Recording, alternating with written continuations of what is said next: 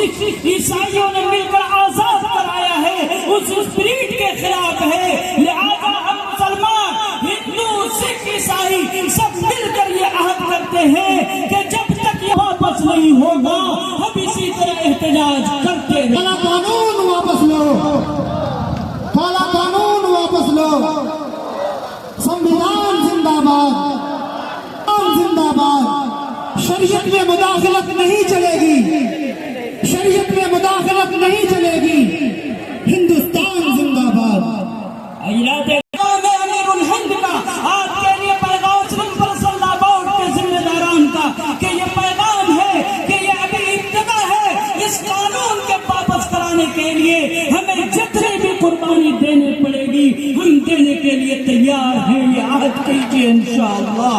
हम हिंदुस्तान के अमन को बर्बाद नहीं होने देंगे, हिंदुस्तान के सेकुलरिज्म को बर्बाद नहीं होने देंगे, हिंदुस्तान के भाईचारगी पर उंगली नहीं देंगे, हिंदुस्तान के गंगा जमुनी तहजीब के ऊपर खतरात के बादल को नहीं मंडराने देंगे।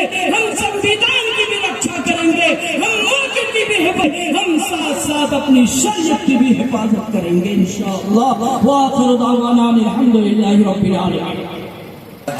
आप लोग के बीच इस काला कानून के खिलाफ मौका मिला है और एक मेरे तरफ से आप लोग को हम आग्रह करेंगे कि ये पहली बार है जब हम इतने बड़े मंच पे आप लोग के बीच बोलने का मौका मिला। अगर कहीं कुछ भूल चूक हो जाए तो पहले ही आप लोगों से आज इस काले कानून के खिलाफ बोलने का मौका मिला है।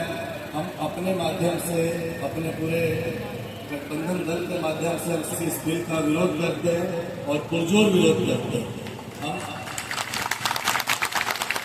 आज इस सभा में हमारे पिता माननीय मंत्री जी को आना था, लेकिन विभागीय काम के चलते हम उस क्षेत्र में नहीं है, वो आज नहीं आ पाए।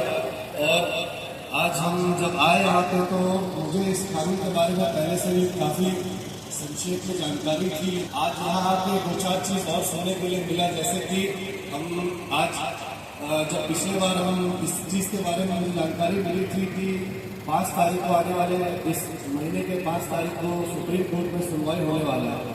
हम आप लोगों के माध्यम से यही कहेंगे कि जिस तरह आज हम सभी ने एकता दिखाया है और एकता का परिचय देकर इस बिल के खिलाफ यहाँ पे आह्वान दिया है, अगर जरूरत पड़ी 5 तारीख के बाद तो हम इस तरह फिर से एकता दिखा के आप लोग के बीच कदम से कदम मिला के हमेशा साथ चलेंगे।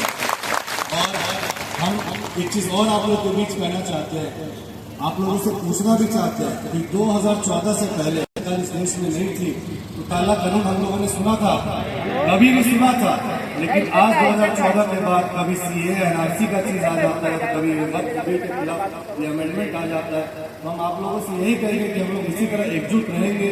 और चूंकि आप देखिए जिस तरह से हम लोगों ने एकजुटता का प्रतीक दिखाया सभी गठबंधन दल ने, तो कल मोदी से जनगणना के जो आज ये लागू किया गया इस देश में खिलाफ झुकना पड़ा, ये हमारा एकता का प्रतीक है। इसी तरह हम लोग आगे एकता दिखाएंगे तो हम इस सरकार को फिर से इस बिल के खिलाफ भी झुकना पड़ेगा। सभी को धन्यवाद, सभी को